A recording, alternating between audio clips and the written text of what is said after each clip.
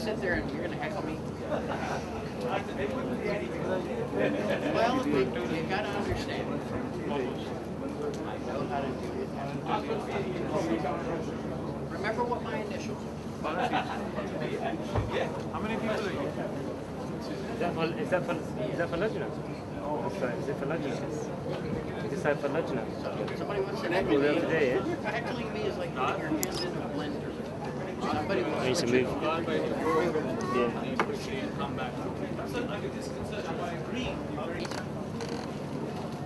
Good afternoon. We're waiting for the ladies to arrive. Now, I think some of you already know that I'm Jewish, and when I was sort of learning about the Muslim faith, which I knew very little about in my planning stages to come here, they said, oh, and by the way, understand that in the Muslim community, the women are segregated from the men. And I said, have you ever been to a synagogue? The women sit on one side, the men sit on the other. I keep finding similarities and find very few differences between us. But then, of course, we're all sons of Abraham, right? So I just want you to know how educated I have become in just the last 24 to 36 hours, and how wonderful it is to be here with you. Such an amazing setting. And look, we even got sunshine. Not the first day I was here. When I was in London, the first day, no sun. It was typical London, I guess. No, so I'm greatly honored to be here. I'm saying that now because as soon as the ladies arrive, I have to start. Because I've just been informed that at 3:15, I have to go up into the big stage in the main tent. And I'm not quite sure how many minutes I'm given, a few, so that I can at least get up and thank the community for the wonderful welcome that I've been given. You know, I lecture a lot in Christian venues, Catholic churches, and Protestant churches, and I feel more love from the audience here than I often feel in Christian venues, even though this is ostensibly a Christian rally, and yet I'm feeling good about being here, and you've made me feel that. Thank you.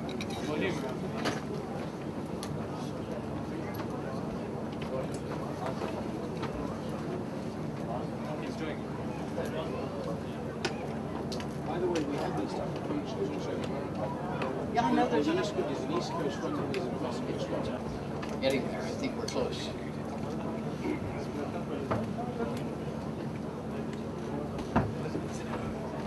Are we still waiting for special visitors? Amen. We should begin. Okay. Now I don't know if it's loud enough. So, assalamu alaikum, welcome everyone to this talk. So, on behalf of Review of Religions magazine, I'd like to welcome Barry to this event. This has been made possible by Barry coming here, and also Pam Moon, who I think is on the ladies' side. She should be with us soon as well, bringing this wonderful exhibition that you see behind us. So, as an introduction to Barry, he was part of the 1978 STURB team that first examined the Shroud, the first ever scientific examination of the Shroud. He was the official documenting photographer of that, and he's also owner of Shroud.com, which gathers all the information, the biggest website online about the Shroud, the definitive website with all the information you could want on the Shroud. So he's the leading expert as far as I'm concerned, and we're very fortunate to have him here. So we did a special edition, and I think other copies of it will be available in May of the Review of Religions, which featured 2 of his articles, and we've got copies we can give out. And off the back of that, we invited him to the event, and he graciously accepted. He's here now, and he's going to present to you. So I'll hand over to Barry. How are you this afternoon? And thank you, by the way, Arif. It's good. I just want to clarify one thing. I am no longer the owner of Shroud.com or any of the original photography. 6 years ago, I formed a non-profit organization. I didn't want people to think that I was doing this about money. You know about stereotypes, okay? See, you got it. No, there were people who thought that's why I was doing this. So to alleviate that, and also to indemnify my son so that when my time comes and I pass, that he doesn't have to try and sort out what to do with everything, I've legally transferred it over to the nonprofit.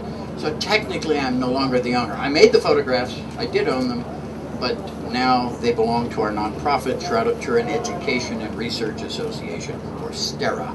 Now, because time is short, and because I was just informed moments ago that I will be getting to speak for a few moments in the large tent, the large marquee, I think is what we call them, right? So I'm going to go very fast, and I'm not going to go into much detail because there isn't time. And getting me started is easy, getting me to stop is difficult.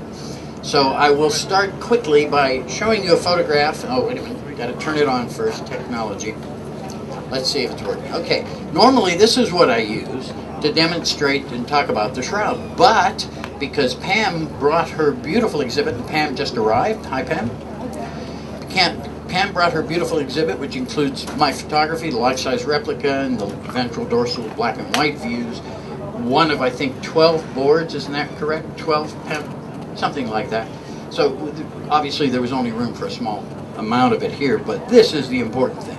So we're going to talk for a few minutes about the shroud so that I can basically give you a general indication of what's there. Because when you first look at the Shroud of Turin, it's pretty subtle. The images, you know, when you look at the shroud, you don't really even see the important part because all you see are these big scorchy lines that are running down the length of the cloth, and those are burns and scorches from a fire in 1532.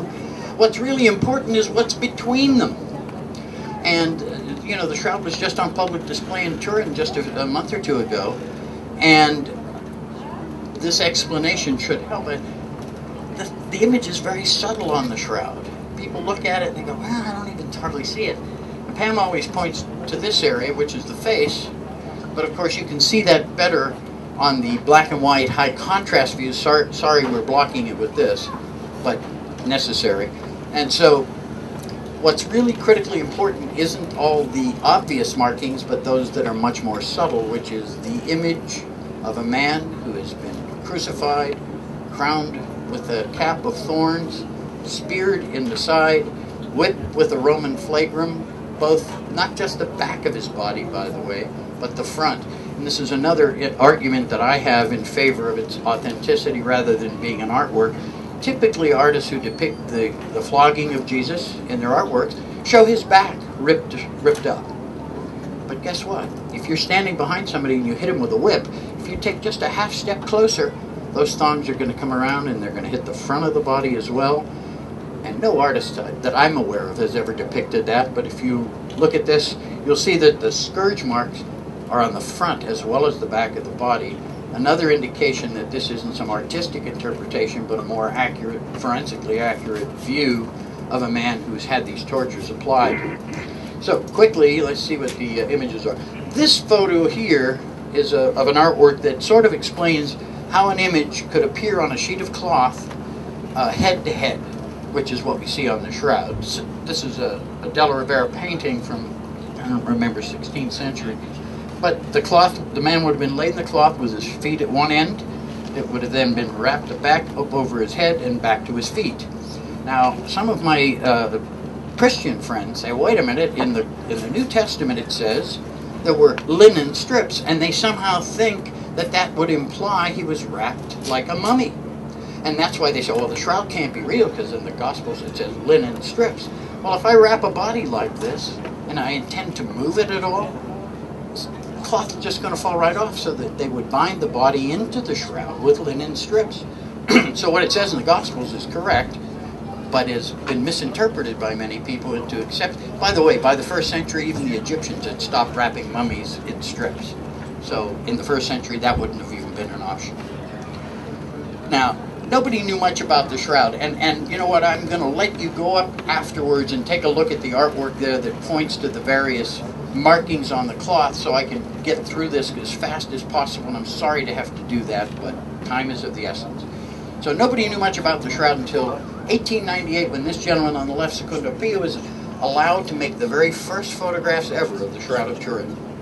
And what was interesting, he had to use this little camera, which, as you'll see in a little bit, is huge.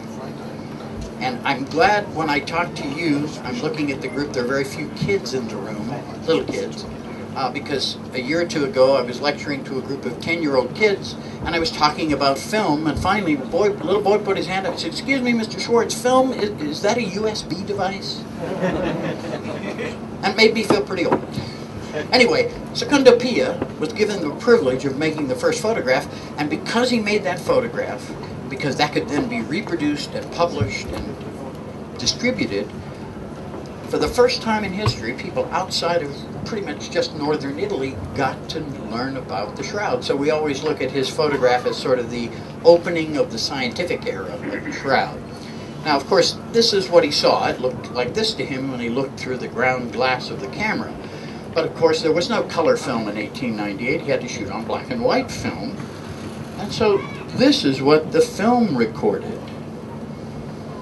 And when Secundo Pia looked at this, he realized something that no one had ever realized about the Shroud image before. What's here is a negative. The lights and darks are reversed from what we're used to seeing. We're used to seeing light highlights, dark shadows. And yet that's the inverse of what's on the Shroud.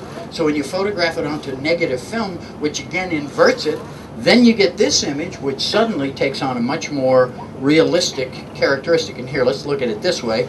And I'm going to go through these pretty quick, but you can clearly see the face. You can see the two cheekbones, one more swollen than the other. You can see, and let's see, if I push the button, it'll help. You'll see bloodstains covering the head, not in a pretty crown the way artists have always depicted it, because no Roman soldier is going to weave a crown for this criminal you're about to execute. They're not going to make him look pretty. They smashed the thorn bush onto his head because they were trying to humiliate him and add to his suffering and torture.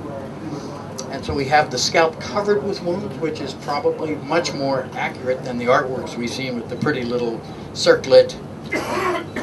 We have this line here that we can see on this is simply a crease in the cloth. But when you convert it to black and white and increase the contrast, it just becomes a line. And some people have misinterpreted that as some part of the image, which of course it's not. It's just a physical aberration of the cloth, which they used to roll up on a dowel and keep in a casket, a wooden casket, for centuries. So that crease was pressed in very tight, and even when we photographed it in '78, we tried to smooth it out. It was impossible. Anyway, continuing on quickly, we have this spear wound, which I can point to here, and it might be difficult for you to see it on this side. Spear wound with a blood flow below it. And I'm going to point out on the other half of the Shroud, the back, or dorsal view, that blood flow went around to the small of the back because of gravity and pulled at the small of the back. And that's nothing that a medieval artist could have even conceived of, let alone incorporated into an artwork. Not even Leonardo da Vinci. And I bring that up because somebody from the UK in 1995 wrote a book claiming that Leonardo da Vinci made this photographically, which I thought was a joke until I found out there was really such a book that claimed that. And I had to point out to my friend who mentioned it to me that the Shroud is being publicly displayed 100 years before the birth of Leonardo da Vinci. He was a good artist, but he wasn't that good. So, anyway, continuing on, we have the spear wound. Again, everything in concordance with what it tells us in the New Testament was done to Jesus. We can see his arms crossed, and we can see blood stains coming down the arms. Some people have claimed that they can detect two different positions in the blood flows. That's not my field of expertise. I'll mention that to you, and you can do a little research and find out that that's what some people claim. Here we have the wrist wound, blood stain at the back of the wrist. Now I say wrist, it's actually not the center of the palm the way artists typically depict it, but probably just about an inch below. Sorry for inches, I'm American, you know, we don't know the metric system. About an inch below the center of the palm, so it's still the palm. So it's not wrong if somebody writes that it's in the palm of the hand, but it's just a little bit below, because if you do this, and probably the Roman soldiers who had to do the dirty work of nailing someone to a cross figured the easiest way to do it, so it was less, because it couldn't have been much fun for them either. If you do this, you've got a perfect little spot to put a nail, you drive it through, and it also goes through a part of the wrist that wouldn't break any bones, but would secure the hand to the cross so that a strong man couldn't tear himself loose. That was really the main reason for that. We have these patches, which are the result of that fire, and you can see them here. The run up and down. The fire was in 1532. It was repaired in 1534. We also have these markings. You can see one here And you can see more of them. There's one there, down here. And these are water stains. Ostensibly, we all thought that they came from the 1532 fire, but there is some research that points out that they may be much earlier than that. Perhaps the theory is that the shroud was rolled up and put in a tall jar, like an olive jar, so that it could be hidden, because in the first century, iconoclasts looking to destroy any kind of Christian relics, had they found it, it would have been destroyed. And remember, Jewish law, like Muslim law, says no depictions, and not only that, it's a blood-soaked cloth. Jewish law says it must be buried with the body. So the disciples, when they found the tomb empty and found the cloth, couldn't come running out and say, look what we found, because they might have been the next ones on a cross. So it had to be hidden, and for the first few hundred years, there's really no evidence as to where it might have been. But my friend Aldo, who did his research and duplicated the shroud, put it in an olive jar, allowed the water to go in there, and he came up with stains very close to what's on the Shroud of Turin. So you can see that there's not definitive answers to every question. As a matter of fact, our team, which went to Turin to answer a single question, how is the image formed, came back with 1,000 new questions and the inability to answer how the image was formed. We did go there looking for paint. We went there looking for possibly photographic material. And we also went there to determine whether or not it was a scorch, because those were the first 3 sort of suggested possibilities of how the image formed. I will say that our data at the end of our presentation, you'll see it, basically our data said it's not a painting. We found no paint. We used pyrolysis, mass spectrometry, and spectrographic analysis, and ultraviolet fluorescence. So we used all these scientific things. And basically we determined it wasn't a painting, it wasn't a photograph, and it wasn't a scorch, but we didn't know of any mechanism that could make an image with the chemical and physical properties we find on the shroud. So continuing on quickly, we have blood stains at the feet. We cannot tell if it was 3 nails used to nail him to the cross or 4, but you'll see on Pam's board over here the ankle bone of a man named Jehohanan, a 1st century man who had been crucified, and they nailed him 1 nail in each foot, through the side of the ankle into the vertical stanchion or stipes of the cross. So my Catholic friends like the idea of 3 nails because it goes with the Trinity, which is part of their faith, but the archaeological evidence seems to be pointing to 4. And I always say at this point, does it matter whether it was 3 or 4? Look what they did to him. Isn't that what this is about? They crucified him. How many nails wasn't really the issue.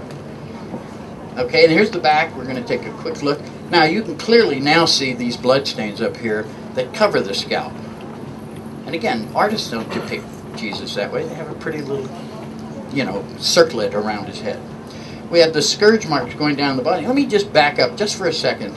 I want you to look at the scourge marks that you can see on his chest, on his torso, on his thighs.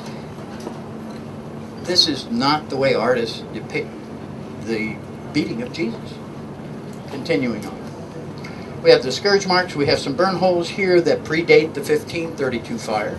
We know that from the copies of the shroud that were made prior to them that show those L-shaped burn holes. So we don't know what exactly caused them. We just know they predate the big fire that caused all the big damage. We have scourge marks down to the calves. So he was literally beaten from his neck down to his ankles. And we have scourge marks to prove evidence of that. And we see, and we can see it really pretty clearly. I don't think my microphone cable's long enough to get there. You can see a bloody footprint and the back of a heel. And if you look here, you can see the footprint and the back of the heel, so the toes would be sort of pointing away from us on this foot. And I'm not sure how well you can see that from the back. This is more of a closer look at the scourge wounds, particularly on the back. So certainly that was where they were aiming for when they started to beat him, but obviously they literally beat him from head to toe.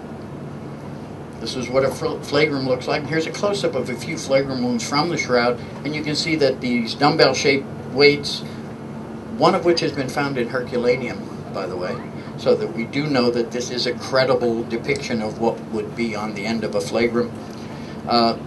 Here we have some of these wounds in close-ups. You can see that they pretty much match the shape of what was found. Now, our team got started because of this device. Now, I used to say, oh, this looks like an old stereo tuner. But if you say that to a 10-year-old, you get a blank stare, because if it isn't an iPad, then they don't know what it is. But this is the device that sort of prompted our team to get started. And what we did was, they took a photograph of the shroud, and they put it in this device. You input it with a black and white video camera. And then there's a green screen display, and with all these knobs and dials, you can control, and it takes the luminance, or the lights and darks of the image, and it extends them vertically into three-dimensional space. And these are video clips made directly from... Who's beeping? Is that me? This is taken right off the screen of a VP8. You can, and it's coarse because the 8 stands for 8 bits, which means only an 8-bit grayscale, so it's a rather coarse image, not very refined. But when you turn up and down the gain, there comes a point, and we can see that a little better here, where you get the natural relief of a human form. Now, the misunderstanding from the skeptics on this is, well, any image will give you 3D. Yeah, that's true, because the VP8 will take any light or dark and stretch it vertically into space based on its density. Absolutely. But a normal photograph does not yield the natural relief of a human form, and yet the Shroud did. So when they saw this, a couple of scientists said, let's put a team together, see if we can get permission, let's go to Italy, and let's see if we can figure out how this image was formed. Because this characteristic is not typical of photography artworks, either one. This is not something we can easily accomplish using either of those techniques. So that's what was the catalyst for the team. Now, here's a normal photograph. They move. Just to show you, notice the little boy here. Notice his hair is going deep down into his head. See this? Notice his nose and his cheeks are flat. And let's face it, the nose protrudes further than the cheeks, but we're not seeing that here, although we did on the Shroud image. Notice that his mouth is so distorted that he looks like a little monster out of a horror movie. And this other kid, I don't even know what to say about him, but... So you can see that we don't get the same natural relief in a normal photograph that we would with the Shroud. But we can go into the darkroom, and thank God I can say darkroom, and you know what I'm talking about. I said that to 10-year-olds, and the kid said, yeah, well, my room's dark when my mom turns out the light when I go to bed. But in the darkroom, where we're no longer limited to an 8-bit grayscale, and we have a much more continuous tone kind of image, now look at the face. Notice the features. This is not manipulated in the computer, this is done in a darkroom. This information is actually encoded in the Shroud. You can see the arms crossing the torso, you can see the fingers, you can see the knees all the way to the feet, the back of the head, the shoulders, the buttocks. And there is some flattening of the back of the shoulders and buttocks, indicating he was lying flat on his back when the image formed. And look at the calves. I mean, it's very clear, and much more so in this image than in the VP8. But the VP8 was the catalyst for us to go over there and do our examination. We live in a digital age, so here's a digital rendition of the face, same information, done using a third, completely different technique. I've shown you 3 ways now where you can extract this data and visualize that there is topographical or spatial information encoded into the image of the Shroud. Now, our team decided to get together. The first thing they did, I had done a 7-month project for Los Alamos National Laboratories as a photographic consultant. The guy I worked with for 7 months, a few weeks later, he'd been there when they did the VP8, called me up and he said, Barry, what do you know about the Shroud of Turin? And I kind of laughed and I said, but Don, I'm Jewish. And Don laughed and he said, so am I, remember? He was one of the other Jewish guys on our team. And he was an imaging scientist. He was the guy I did the atomic bomb stuff with for Los Alamos. And he asked me to join the team, and I said no, because I felt uncomfortable. Well, I was a young guy, you know, I was 31 or 32 years old. I didn't have the confidence that I have now, or the knowledge. So I said no, I didn't want to join the team, but ultimately the image properties sucked me in, and I did join the team. So we spent 17 months planning our experiments, packaged up our equipment, shipped 80 crates of equipment over to Turin, got on an airplane, went over there to examine the Shroud. Now, backing up for a moment, this is the dry run. This is the first time our team met together as a full team. We worked in regional groups. There was a California group, a Colorado group, a New Mexico group, and a New England group where most of our medical guys came from. And so here we decided we would design and fabricate a special steel table so we could fasten the cloth to it by magnets so we wouldn't cause it any harm. And here we are just sort of testing out the equipment and tables at a dry run a month before we went to Italy. So we go to Italy. Here's the Cathedral of St. John the Baptist. Joining that is the Guarini Chapel. Literally, you could walk through behind the main altar of the cathedral right into the chapel where the shroud was typically stored. And this square building behind it is the Royal Palace where we'd ultimately would examine the cloth. And because the shroud in 1978 was the 400th anniversary of it arriving in Turin in 1578, they put it on public display. And you can see there's quite a number of people there until you look down here, the far left, and if we look just a little closer, 100,000 people in a queue waiting as long as 10 hours to see this piece of cloth. I was baffled at the time. I just couldn't figure out why anybody wanted to do that. The good news is, in more recent years, thanks to the invention of the internet, now you can go online when they have a public display, make your own reservations, and the queues are barely there. It's much more efficient, fast, thanks to the internet. So you see, there are some good things about the internet. Anyway, we get to Turin, and the public display is still going on. We arrive a week early to unpack our equipment and get everything ready in the Royal Palace where we were to examine the shroud. This is the way it looks on display in the Royal Palace at the time. This is the chapel behind it where the shroud was typically stored in this, behind this grating in the altar of the chapel. And right out the back door of the Guarini Chapel, you walk right into the Royal Palace. This is the casket, the wooden box that it was kept in, rolled up on a dowel, wrapped in red silk, and then in asbestos. Not a very good thing, but that's what they used to do.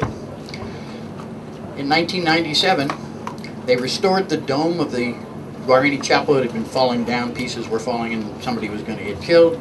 They remodeled it. They moved the shroud out into the cathedral. As the shroud was out in the cathedral, they finished the dome. Everything was fine.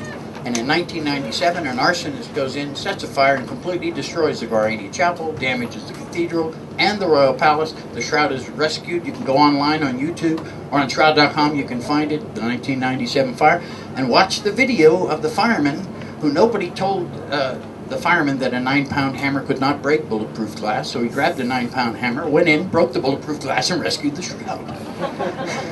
You know? And somebody asked him, "How did you do that?" He said, "God helped." Couldn't argue with him on that one. After that, they realized maybe a wooden box isn't the best place to keep this relic. So they created a new reliquary. It's a big box. The shroud isn't rolled, it's kept flat. It's in a nitrogen-argon atmosphere, temperature and humidity controlled. Fireproof. It's a steel cabinet. Thick glass, but kept flat. So the stresses on rolling and unrolling it certainly aren't good for it. This is what you would see in the cathedral today. You cannot see the shroud, but you can go in and you can see the reliquary itself. So now we're in Turin. We arrive, and the very first good news we're given is all your equipment has been seized by Italian customs, and they refuse to release it because we had an X-ray machine. And the X-ray machine on the outside of the crate had a radiation sticker. Apparently put the fear of God into the Italian customs officials. They wouldn't release it. There was an Italian priest who lived in America, born in Turin, been an altar boy at the cathedral in 1931 when the shroud had been last shown, Father Peter Rinaldi. Father Peter, since he was born there, was our liaison with the Turin authorities and the king. He decided, I will go to the customs and I'll get the equipment out. And Father Peter was kind of a big guy with a pretty booming voice. And he was a priest, of course. Father Peter goes down to the customs office. He says, "Who's the man in charge?" The guy comes out. First thing Father says is, "What is your name?" Now the guy's a little suspect, a little nervous. He goes, "Well, why do you want my name, Father?" And Father Peter says, "Because there's about to be an international incident, and I'd like to give you personal credit for it." And then he slipped him 100,000 lira. Now, it sounds like a lot of money. It was $80. That's why the Italians were so happy to go to the euro. It took so many lira to make a dollar. Anyway, Father Peter gets the equipment released, and he immediately, oh, there I am. Sorry, I forgot about these. I'm jumping ahead. There's me next to Pia's camera, and I'll finish this last part of the story in a minute. I used to say, look, modern technology and next to this old tech. Now, both obsolete, both use film. Old news. Now, they let us into the palace even though we didn't have our equipment. And since I'm from Pittsburgh and not a place that has too many palaces, I went around making some photos. This is the fresco in what we called the equipment maintenance room, which had actually been a bedroom for visiting royalty when the palace was still a palace. It was a museum by the time we got there. This is the fresco in the room in which we examined the shroud. Now, you remember that fire I told you about? I made these just for myself, just because I thought it was cool and look how beautiful this is. But in 1998, a year after the fire, when the shroud had been rescued, and the fire and smoke and water damage to the palace where we examined the cloth had caused great damage to these, mostly smoke and water damage, I was given the honor, the opportunity and the honor to present to the Archbishop these photographs, which they could then use to help restore the frescoes back to their... Isn't that the way God works, though? I made this for myself. There was no purpose in these other than my own edification, and yet 20 years later they become important in the help of restoring that part of the palace that was damaged. So then they load all of our equipment on a dump truck. And so this is in the courtyard of the royal palace, and I'm making this photo and I'm thinking any moment the guy's going to pull the lever and dump our instruments on the ground. Somebody actually ran up to him and said, "Don't dump the equipment." And he looked at him, "Of course not. You guys unpack it." So we unpacked it and we moved our equipment in. I'm going to go as fast as I can through these because we had to get our gear. Now, we'd gotten there a week early. The plan was to get all the equipment ready, so when they brought the shroud, everything was set up. Now we lost 5 days, actually 5.5. So that 1.5 days after we got our equipment, we worked around the clock to get the equipment set up and ready so that when they brought us the shroud, we would be prepared. Problem was, ever been to Italy, anybody? Well, you know how things run in Italy. A little late. All right, a lot late sometimes, let's be honest. So imagine our surprise when the equipment, somebody else, here comes the shroud, and they bring it down the hallway an hour and a half ahead of schedule. In the meantime, this is that equipment maintenance room again, and I just want to point out this water hose. We had one instrument that required water cooling. This was pre-solid state electronics, so heat temperature was an issue. Well, I'm looking from the hallway into this room, and to my left is a long hall that goes way down. At the far end is the only operating bathroom in the royal palace, or at least in that half where we were permitted. So we had to buy a bunch of garden hoses, string them from the bathroom all the way up the hall, through the equipment maintenance room, through this doorway here to the right, into the room where we examined the shroud, and there you can see the hoses coming right in there at the bottom. It's not exactly the laboratory setting you might have expected. So anyway, we also had to cover all the windows because we were doing thermal or infrared imaging. Too bad the infrared sensors in 1978 weren't as good as we have today. You realize that there's now an app for your phone that's a thermal imaging camera? I just saw it advertised on BBC last night. This is the camera rail system. They're measuring the distance, and we sandbag this rail in place. But look at the size of this. You can't photograph the whole thing. The room wasn't deep enough for me to get back far enough, and then the image wouldn't be as good. So I photographed half at a time, but that rail was, once it was measured and put in place, I could do one half of the photograph here, slide the camera along the rail, do the second half. 20 years later, when I had the images scanned and digitized so that I could put them together in Photoshop, when I put them together, it was a perfect match. Because these men, in that 17-month planning session, designed and fabricated this camera support system, which allowed for that level of accuracy. So here it is. Now they're bringing the shroud down the hallway an hour and a half ahead of schedule. Here we are. They're already unraveling the shroud. That steel table we brought with us was made of steel, not stainless, because apparently there's some chemical composition in stainless that might be harmful to the cloth. So they made it plain steel, but then they realized plain steel can corrode, and sure enough, we got it unpacked, and there was a white powdery corrosion on the surface of all the steel panels. And the reason they're removable panels is we were going to do x-rays as well. So here we are now. Notice that's gold foil.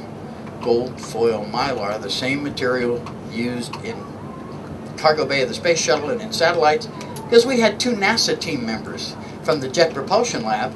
And when I'm in America, I always point out, because this is very expensive stuff, I always point out your tax dollars at work, but not yours, only the Americans. So here we are, there's unwrapping the shroud. Look, we're still not even finished covering those panels, and the shroud's already in the room. They brought it early. This is the cloth upon, you know, the white wooden board upon which the shroud had been fastened for public display. I'm going to go through this quick. Anybody want to guess? Now, some of you have already heard me say this. You know how they fastened the Shroud of Turin to this piece of white painted wood to put it on public display? Now, I understand that in the UK, they don't call them thumbtacks. I'm not sure, does anyone know what the equivalent would be? It's a little flat tack with a pin sticking out the back. Drawing pins. Drawing pins, okay. So you know that they used about 100 of them to fasten this piece of cloth. So that it's like they crucified the shroud 100 times. And of course, every time they pulled one out, little circle of rust with a rusty hole in the middle. We've all seen that, because they're not made out of stainless steel, they're made out of cheap metal. And imagine, we build a table, design and fabricate a steel table that articulates and does all this other stuff, removable panels, and they nail it to a piece of wood. We were a little shocked at that. Barry, 5 minutes. 5 minutes. Okay, so I'm going to just whip through a bunch of pictures real quick. You're seeing that we're moving cloth on to our table. Those white things around the periphery, those are the magnets. They're white because they're coated in Teflon. We did not want to let one particle of metal from the magnet even get on the cloth. So every magnet was coated with Teflon. This gentleman was given the opportunity to go first. He bought the cheapest dime store sticky tape he could find, and he starts sticking it down with his thumb all over the shroud. Every place he put his sticky tape, he left gum on the surface of the cloth that 20 years later had collected dust and dirt, and there were little dirty squares, and they had to be removed, cleaned. Look at the pressure he's putting on. Again, we were appalled. We also had sticky tape. We went to 3M, the real Scotch tape people. Not only did they make us tape that would not leave any residue on the shroud, they also tweaked the optical characteristics of the mylar base of the tape so we could do specific kinds of photomicroscopy right on the tapes. A little different than what Max was doing. And then Max goes over to the face, and he's about to stick the tape on the face, and one of our team members, John Jackson, runs over, grabs him, and literally, physically drags him away from the table. And if it looks like they're about to hit each other, they were. And the man in the middle is acting as the referee. That's Professor Ganella, who is the Archbishop's scientific advisor. See, now this isn't what you expect in a scientific examination. Professor Ricci goes next. He's an Italian. He decides to separate the shroud from the backing cloth that was sewn on after the fire to give it more stability, and insert a camera and a vacuum between the two. Brilliant idea. He was given 2 weeks, no budget. Think of something, because you have to go before the Americans. And that prompted me to make this photo, which you may have seen. It's probably the most well-known of the photos I made in '78. It is the first moment where we saw the backside of the shroud in 450 years. I'm not sure what the sister was thinking, but I don't think she was thrilled. Those are her hands, and she's removing a sample. And this is what Baima Bologna got. Okay, this is the Italian research. Now, I'm sorry, because time is up. I'm going to just kind of go through this. I want to show you this is very important, and then I'm probably going to stop after this. Professor Ricci understood that if he wanted to photograph the back of the shroud, how are you going to know exactly where you're looking? So he had a 10-centimeter grid of string made, because his camera had a 10-centimeter diameter angle of view. You could see a circle 10 centimeters. So he puts it on the cloth, he centers the camera's focusing light underneath, and now he knows precisely what he's looking at the backside of. Think how brilliant and simple that is. Good scientist. We saw this, and what did we learn from this at that moment? We learned that the blood had soaked into the cloth, and when you transmit light through it, it's more dense there. Now think about this. If somebody had applied some form of paint or pigment, it too would have probably soaked in. It has to be applied generally with some kind of a liquid or viscous liquid. If it soaked in, if we photograph the whole shroud with transmitted light, we should then be able to see the paint if it's there. So I did. And look, blood stains, scorches, blood stains, water stains, burns, holes, patches, no image. Because the image is only a few microns on the top surface of the fibers. It didn't penetrate into the cloth. It's not a painting. Sorry, Hugh. And here's the reference. So you can see where the image is. Now, I can go on for an hour. My normal talk is an hour and a half plus questions, but we don't have the luxury of that time at this moment. And I apologize for that, but I have to tell you that I'm pretty excited about the idea of going into the big tent and addressing the large group. And so what I want to do is I'm going to come to the end, but I'm going to just tell you something. When I started this, I didn't want to do this. I was uncomfortable doing this. But in the end, after 20 years, I kept thinking, why am I part of this? Why was I? See, I was thinking about myself. But after a while, it occurred to me that I wasn't in that room for me. I was in that room for you. To be the eyes for those who could not be there. I was given a great privilege, which brought with it an obligation. And that is to take what I accumulated, bring it together, and bring it to you, to whom this truly does matter. So I'm sorry to stop in the middle, but my time is up, so I want to say thank you for your attention. It's a bit warm, I understand, and we'll have a few minutes for some questions, and so thank you very much for this, and now I'm ready to take some questions. Start with the ladies. Ladies first. Any ladies have a question? There's a question. So the VP8 analyzer you said was 8 bits. Is there more advanced technology now that if you could do that? Good question. Good question. The VP8 image analyzer, which some people believed was a NASA instrument, which it isn't, is there better technology? Yes, there was even better technology then. This happened to be a dedicated instrument that could take image density and convert it into vertical relief, and so it was handy to use, and they happened to have one at Sandia Laboratories for analyzing X-rays.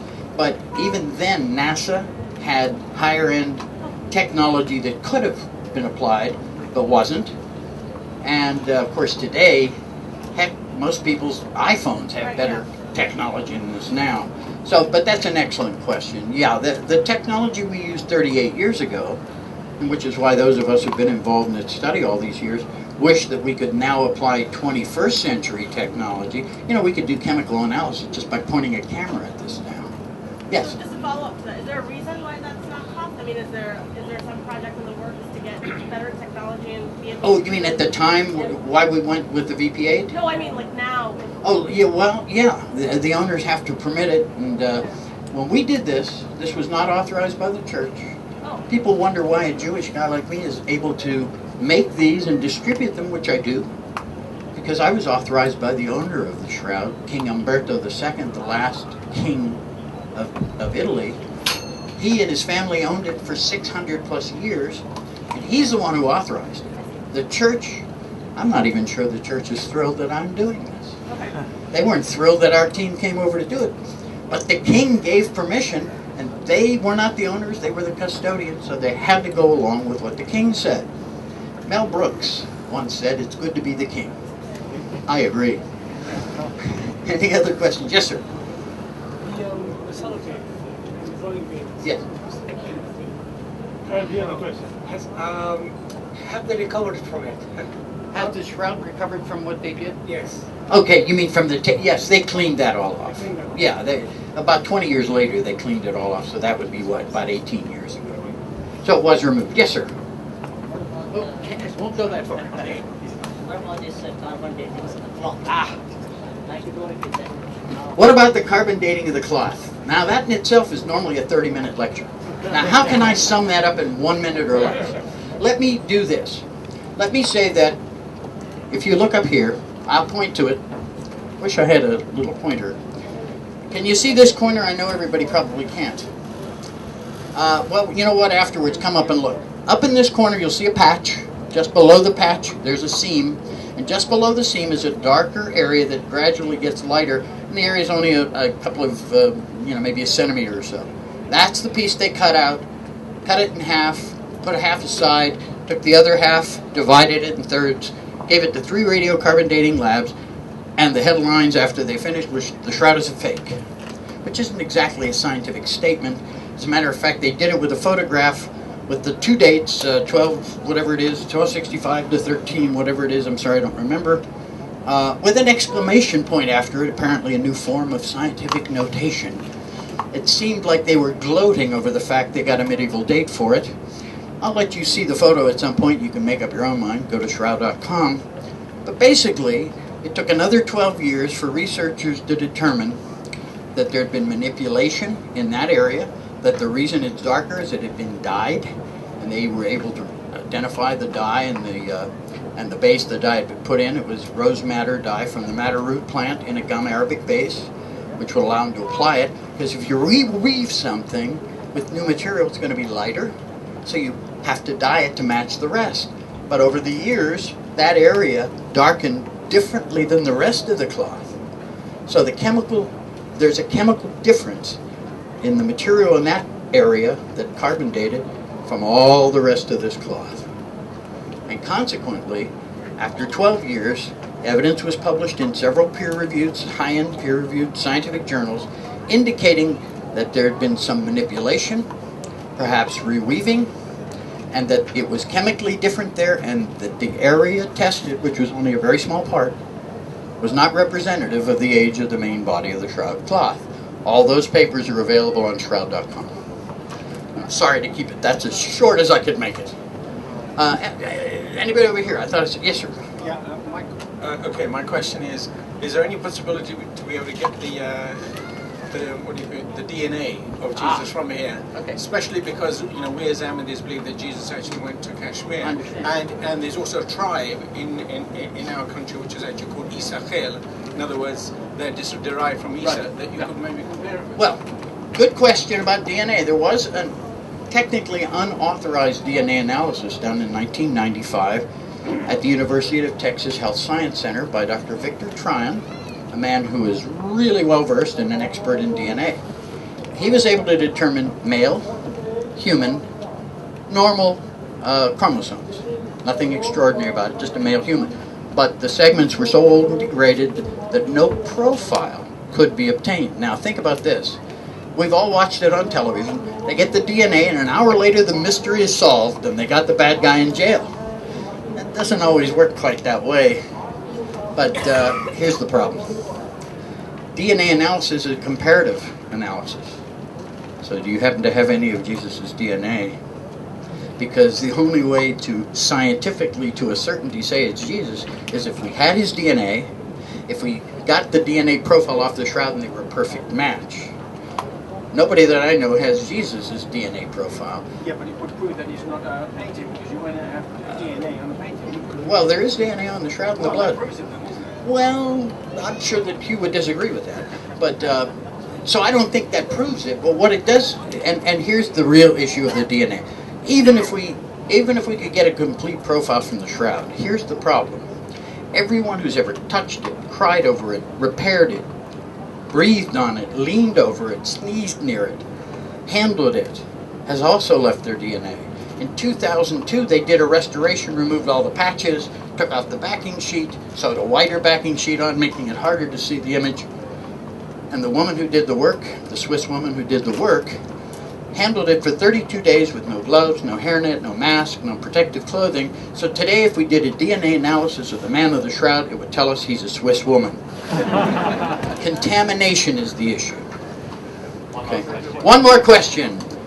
Any ladies? Yes, let's get a lady. There's a lady there. What's your opinion about the image of the image of the Sudarium was provided compared to the Turin Shroud? The question is, what's my opinion of the image on what's on? There's not an image on the Sudarium of Oviedo, which is in Spain, compared to the shroud. There is a cloth, and remember what it says in the New Testament, that there was a second cloth folded and separate from the other. Why was it in the tomb? Because it's a Jewish burial and it has blood and fluids from the nose and mouth, plural fluids and blood, and Jewish law requires it be buried with the body. They have that cloth in Oviedo, Spain. The bloodstains, some of the bloodstains line up with the bloodstains on the back of the man's head of the shroud. It's quite likely that that cloth was the second cloth mentioned in the Gospels. and it's dated back to the 7th century. So if there's a relationship between these two cloths, and this one's from the 7th century, and these two were ultimately together, then that's another reason why, you know, that kind of goes against the radiocarbon dating. So, so I think the Sudarium is most likely authentic. I said most likely because, again, no way to ever prove it to a scientific certainty. But, you know, in a courtroom, they're not worried about that. They're worried about the total amount of evidence. There isn't one thing, but 1,000 things that finally convinced me. Folks, thank you so much. I'm going to be around tomorrow. There might be some opportunity if you come back for some questions or more discussion. I'd be happy to do it. Thank you very much. So yeah, Barrie will be here later today and tomorrow as well. We have to whisk him away to the main tent now very quickly, but we can certainly, you can come meet him during the rest of the talk. Thanks. Thank you.